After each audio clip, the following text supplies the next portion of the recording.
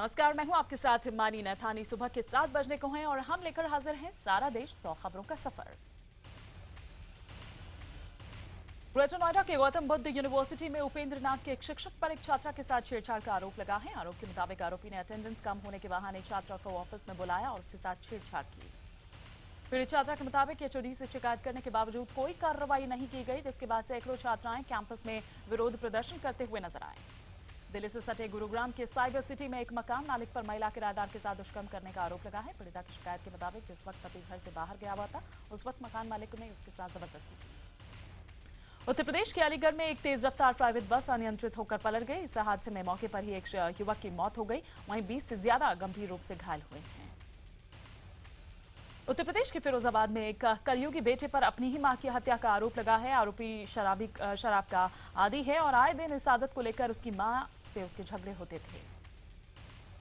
महिला का संदिग्ध अवस्था में शव मिलने के बाद पुलिस उसके शराबी बेटे से पूछताछ कर रही है। हालांकि आरोपी ने अपने पिता पर ही हत्या का आरोप लगा दिया। उत्तर प्रदेश के शाहजहांपुर में एक काजी द्वारा एक 12 साल की बच्ची के साथ अश्लील हरकत करने का आरोप लगा है। पीड़ित परिवार के हंगामे के बाद पुलिस ने काजी समेत 9 लोगों के खिलाफ मामला दर्ज कर लिया है। दिल्ली में एक पति पर पैसे देकर अपनी पत्नी की हत्या करवाने का आरोप लगा है। पुलिस के मुताबिक पति ने पत्नी को सिर्फ इसलिए मरवा दिया क्योंकि वो उसके हकलाने पर उसका मजाक उड़ाती थी। पति ने इसके लिए बदमाशों को 8 लाख रुपए की सुपारी दी थी। बार बार बयान बदलने पर पुलिस को पति पर शक हुआ और सख्ती से पूछताछ में उसने हत्या की बात कबूल कर ली। घटना 20 अप्रैल की है।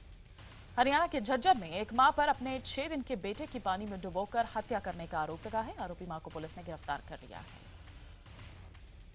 नोएडा में पीसीआर वैन से संदिग्ध हालत में एक आरोपी की गिरने से मौत हो गई। मृतक के परिवार ने पुलिस पर साजिशन हत्या का आरोप लगाया है। घटना की जांच एसपी सिटी को सौंप दी गई है।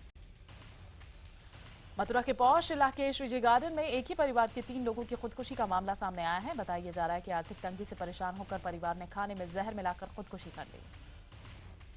यूपी के बस्ती में बुधवार को पुलिस और बदमाशों के बीच मुठभेड़ हुई। इसमें एक हिस्ट्री शीटर मारा गया, जबकि एक पुलिस वाला भी घायल हो गया। पुलिस ने मुठभेड़ के दौरान 2 बदमाशों को गिरफ्तार भी किया। उत्तर प्रदेश के महोबा में 50 रुपए के लिए हत्या कर दी गई। पैसों के चलते 2 पक्षों में विवाद हो गया। इसके बाद शराब के नशे में धुत आरोपी ने एक शख्स की हत्या कर दी। उत्तर प्रदेश के आजमगढ़ में रानी लक्ष्मीबाई पुरस्कार विजेता एक महिला ने अपने पति सहित 4 लोगों पर गैंगरेप किए जाने का सनसनीखेज आरोप लगाया है। पीड़िता का यह आरोप है कि उसके पति ने अपने 3 दोस्तों के साथ उसे एक बगीचे में मिलने के लिए बुलाया। इसी दौरान तीनों ने उसे दबोच लिया और गैंगरेप की वारदात को अंजाम दिया। उत्तर प्रदेश के आगरा में ताजमहल की सुरक्षा में सेंध लगने से हड़कंप मच गया। दिल्ली के आर्य नगर के रहने वाले 3 युवक शराब के नशे में ताजमहल की चारदीवारी में घुस गए। ताज की सुरक्षा में तैनात सीआईएसएफ के जवानों ने 3 युवक को पकड़ लिया और ताजगंज पुलिस के हवाले कर दिया, जिसके बाद पुलिस ने तीनों को कोर्ट में पेश किया, जहां से उनको जमानत मिल गई। उत्तर प्रदेश के अमरोहा में सुलह के लिए बेटे के ससुराल गए पिता और भाई की जमकर पिटाई की गई। पिटाई के चलते बुजुर्ग पिता की मौत हो गई। अमरोहा में कर्ज के चलते परेशान यशपाल नाम के एक किसान ने खुदकुशी कर ली। जानकारी के मुताबिक पीड़ित किसान ने खेती के लिए बैंक और साहूकार से कर्ज लिया था। बिहार के मुजफ्फरपुर में संदिग्ध अवस्था में 4 लोगों की मौत हो गई, जबकि 6 लोग गंभीर रूप से बीमार मिले हैं और मरने वालों में एक महिला भी शामिल है। डॉक्टर को आशंका है कि जहरीली शराब के चलते लोगों की मौत हुई। अस्पताल में भर्ती बीमार लोगों को जो खून की जांच है उसके द्वारा ये पता चल पाया। राजस्थान के सीकर में एक नाबालिग युवती को 2 दिनों तक बंधक बनाकर गैंगरेप का मामला सामने आया है। पीड़ित युवती का आरोप है कि 2 युवक उस पर जबरन शादी का दबाव बना रहे थे, जिसके बाद उसको बंधक बनाया गया। महाराष्ट्र के वसई में मुंबई अहमदाबाद हाईवे पर बस और ट्रक में जबरदस्त भिड़ंत हो गई। इस हादसे में 5 लोगों की मौत हो गई, तो वहीं 7 लोग गंभीर रूप से घायल हुए हैं।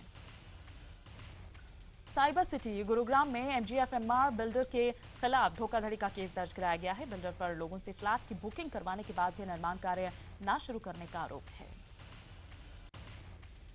रुद्रप्रयाग के जंगलों में लगी भयानक आग पर सेना के जवानों ने काबू पा लिया है। तिलने के जंगलों में लगी इस भयंकर आग से पर्यावरण और जानवरों को खासा नुकसान पहुंचा है। उत्तराखंड के उत्तरकाशी में चमराड़ा इलाके में जंगल में आग लगने से बड़ी संख्या में पेड़ जलकर खाक हो गए। आग ने आसपास के घरों को भी अपनी चपेट में ले लिया। हालांकि घटना में अभी तक किसी के हताहत होने की खबर नहीं मिली है, लेकिन कई घरों का सारा सामान जलकर खाक हो गया है। आग को फैलने से रोकने के लिए गांव वालों ने खुद ही काफी कोशिश की। आंध्र प्रदेश के ईस्ट गोदावरी में आग से भयानक हादसा हो गया। इस भयंकर आग में 100 से ज्यादा झुग्गियां जलकर खाक हो गई। हालांकि हादसे में किसी के हताहत होने की खबर नहीं है। यूपी के बरेली में एक ही परिवार के 6 बच्चों की आग की चपेट में आने से मौत हो गई। बताया जा रहा है कि जलती हुई मोमबत्ती के गिरने से आग लग गई थी। जम्मू श्रीनगर हाईवे पर बनिहाल के पास एक ट्रक में आग लग गई। आग ट्रक में रखे सिलेंडर के फटने की वजह से लगी। फायर ब्रिगेड ने मौके पर पहुंचकर आग पर काबू पाया। उत्तर प्रदेश के गाजीपुर के रेवतीपुर के दलित बस्ती में भीषण आग लग गई। आग में झुलसने के चलते एक दंपति की मौत हो गई। आग के चलते कई घर भी जलकर खाक हो गए। झुलसने के चलते करीब 6 मवेशियों की भी मौत हो गई। घटना से दलित बस्ती में मातम पसरा हुआ है।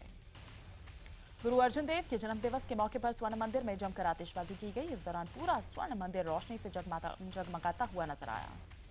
केरल में भीषण गर्मी का कहर जारी है। यहां कई इलाकों में पारा 40 के पार दर्ज किया गया। वहीं कन्नूर जिले में गर्मी से 2 और लोगों की मौत की खबर है।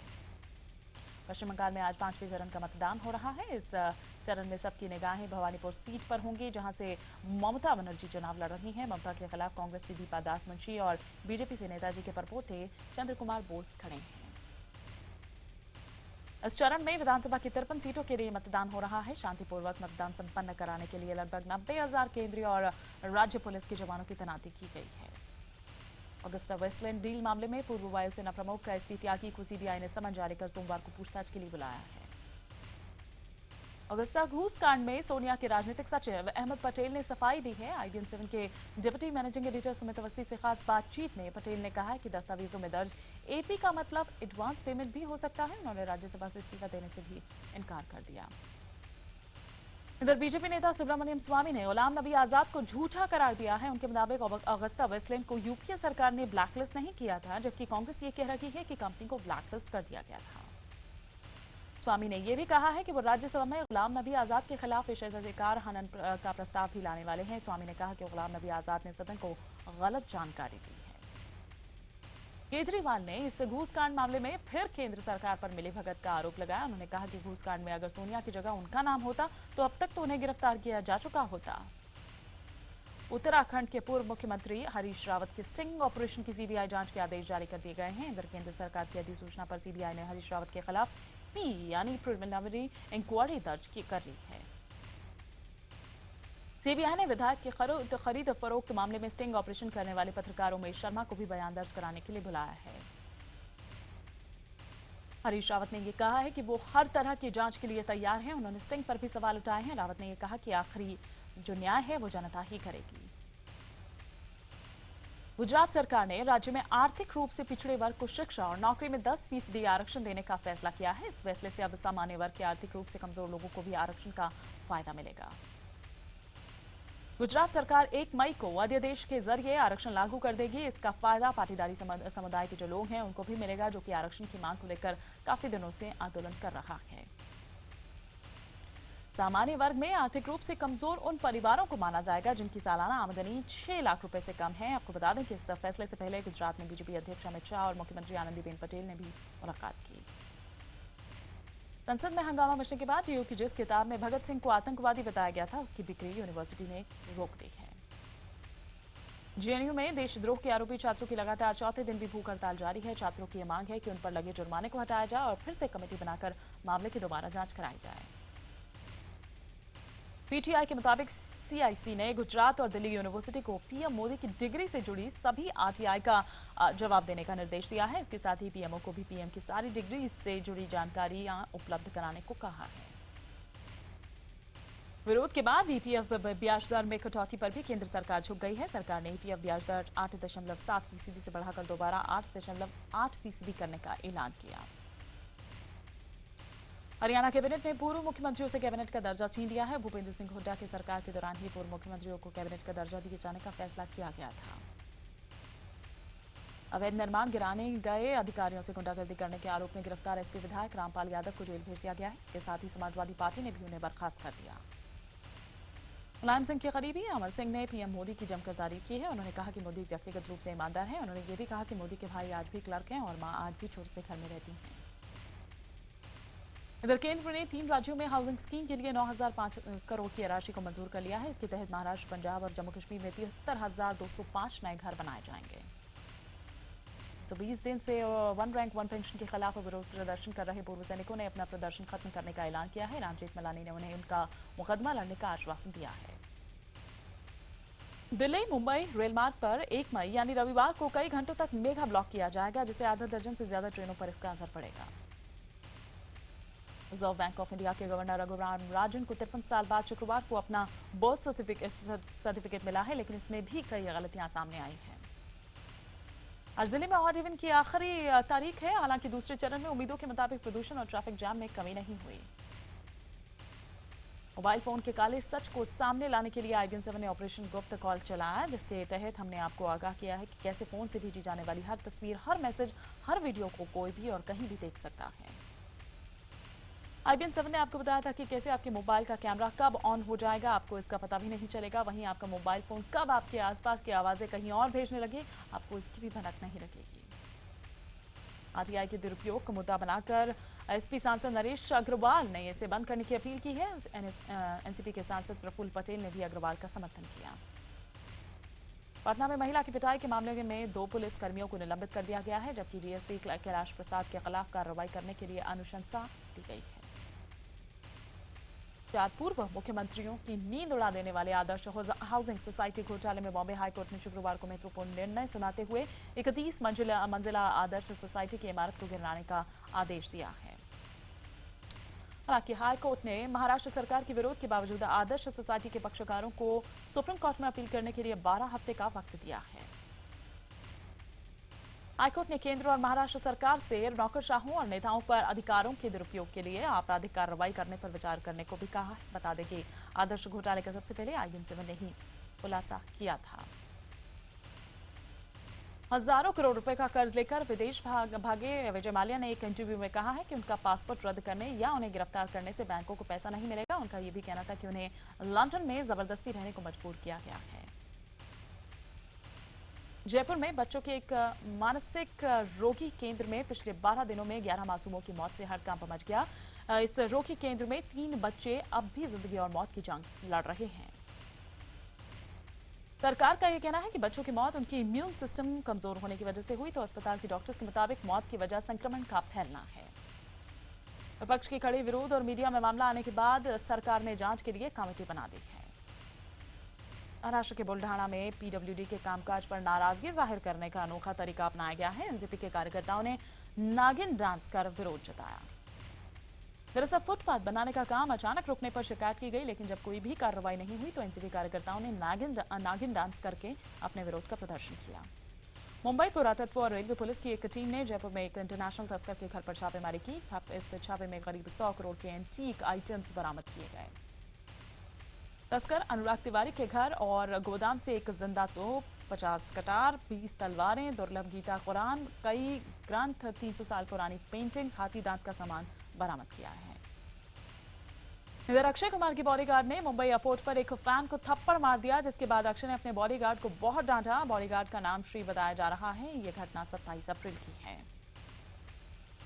गुजरात के अहमदाबाद में एयर शो का आयोजन किया गया। इस मौके पर मुख्यमंत्री आनंदीबेन पटेल भी पहुंची। आप बता दें कि 1 मई को गुजरात फाउंडेशन डे है और इस मौके पर एयर शो का आयोजन किया जाएगा। ETV news network head Jagdish Chandra से खास बातचीत में बाबा रामदेव ने कहा कि वो PM मोदी के जरिए कभी कोई निजी हित नहीं साधते। वहीं उन्होंने ये भी कहा कि राहुल गांधी हमेशा मर्यादित भाषा का इस्तेमाल करते हैं और प्रियंका गांधी तो पूरी तरह से बाबा के पक्ष में हैं। जम्मू कश्मीर के कुपवाड़ा में पुलिस के साथ मुठभेड़ में लश्कर का एक आतंकवादी ढेर कर दिया गया। एनकाउंटर के बाद पुलिस ने पूरे इलाके को घेर लिया और तलाशी अभियान चलाया। मुंबई में पहली बार हार्बर लाइन पर 12 डिब्बों की ट्रेन चली। ये वाशी से वडाला के बीच चलेगी और इसमें आम लोकल ट्रेनों के मुकाबले करीब 33% ज्यादा लोग सफर कर सकेंगे। यूपी के बहराइच में शराब के नशे में धुत दूल्हे को देखकर दुल्हन भड़क उठी और उसने शराबी दूल्हे से शादी करने से इनकार कर दिया। दुल्हन के इस फैसले पर उसके माता पिता और परिजनों ने भी उसका साथ दिया। फिल्म अभिनेत्री बिपाशा बासु और करण सिंह ग्रोवर आखिरकार आज शादी के बंधन में बन जाएंगे। शादी में बॉलीवुड की कई हस्तियां शिरकत करेंगी। शादी मुंबई के सेंट रीजेंस में होगी। बॉलीवुड अभिनेत्री बिपाशा बासु की मेहंदी पर पूरा बॉलीवुड उन्हें बधाइयां देने के लिए पहुंचा। शिल्पा शेट्टी, शमिता शेट्टी, राज कुंद्रा इस मौके पर नजर आए। बिपाशा ने अपनी मेहंदी के लिए खास हल्के गुलाबी रंग का लहंगा चुना। वहीं दूसरी ओर करण बंगाली सफेद कुर्ते में नजर आए। फिल्म सरबजीत का गाना तुंगलक रिलीज किया गया है। यह गाना अभिनेत्री ऋचा चड्ढा, रणदीप हुड्डा और ऐश्वर्या राय पर फिल्माया गया है। गाने को सुखविंदर सिंह ने अपनी आवाज दी है। एमटीवी के शो स्प्लिट्सविला के सीजन 9 में एक बार फिर से सनी लियोनी दिखाई देंगे। स्प्लिट्सविला का ये सीजन एक बार फिर पुडुचेरी में ही शूट किया जाएगा। नॉर्वे के दूसरे सबसे बड़े शहर बर्गेन में समुद्र तट से दूर हेलीकॉप्टर दुर्घटनाग्रस्त हो गया। हादसे में 11 लोगों की मौत हो गई और 2 लापता हैं। अमेरिकी राष्ट्रपति चुनाव के लिए रिपब्लिकन पार्टी के प्रमुख दावेदार डोनाल्ड ट्रंप की चुनावी सभा के दौरान विरोध प्रदर्शन हिंसक हो गया। चीन के गुइझोई प्रांत में कुछ चीनी और फ्रांसीसी शोधकर्ताओं ने अपनी यात्रा के दौरान एक शानदार भूमिगत दुनिया की खोज की। चीन के शेनयांग में तेज हवा के चलते एक बिल्डिंग का हिस्सा भरभरा कर नीचे गिर पड़ा। हादसे में कई लोग दीवार के नीचे दब गए। स्मिथ और मैकलम की शानदार पार्टनरशिप की बदौलत गुजरात लायंस ने एक और मैच जीत लिया। गुजरात के सामने पुणे की टीम ने जीत के लिए 196 रनों का टारगेट दिया था, जिसे गुजरात ने 20वें ओवर में आखिरी गेंद में हासिल कर लिया। आईपीएल में आज 2 मैच खेले जाएंगे। पहला मैच दिल्ली में केकेआर और दिल्ली के बीच शाम 4 बजे से खेला जाएगा, तो दूसरा मैच सनराइजर्स और आरसीबी के बीच हैदराबाद में रात 8 बजे से खेला जाएगा। सलमान खान के बाद भारतीय ओलंपिक संघ ने अब पूर्व क्रिकेटर सचिन तेंदुलकर और मशहूर संगीतकार ए आर रहमान और अभिनव बिंद्रा से रियो ओलंपिक के लिए गुडविल एम्बेसडर बनने की गुजारिश की है। आईपीएल के चेयरमैन राजीव शुक्ला ने यह कहा है कि 8 मई को आईपीएल मैच विशाखापट्टनम में खेला जाएगा। इधर विशाखापट्टनम, मुंबई और पुणे दोनों टीमों के लिए साझा होम ग्राउंड होगा। ईच मोबाइल ने भारत में नया 4G Android smartphone allure plus launch कर दिया है। इसकी कीमत 5,444 रुपये है और ये एक्सक्लूसिव तौर पर ऑनलाइन शॉपिंग वेबसाइट शॉपक्लूज पर उपलब्ध है। डुअल सिम सपोर्ट वाले इस फोन में 1.3 गीगाहर्ट्ज का क्वाड कोर जो प्रोसेसर है वो है। इसके साथ ही 10 मेगापिक्सल का रियर कैमरा और 5 मेगापिक्सल का फ्रंट कैमरा है। ब्लैकबेरी जिन 2 नए एंड्रॉयड स्मार्टफोन हैमबर्ग और ब्लैकबेरी रोम पर काम कर रही है, उसकी कुछ तस्वीरें लीक हुई है। लीक हुई तस्वीरों में ब्लैकबेरी रोम दिखने में ब्लैकबेरी वियना की तरह लगता है। इस फोन के डिस्प्ले के नीचे एक फिजिकल कीबोर्ड के साथ आने की उम्मीद है। फोन के 2016 की दूसरी तिमाही में लॉन्च होने की उम्मीद है। इधर हुआई ने कुछ महीनों पहले ही मेट 8 स्मार्टफोन लॉन्च किया था। इधर अब खबर यह है कि Huawei Mate 8 upgrade phone launch कर सकती है।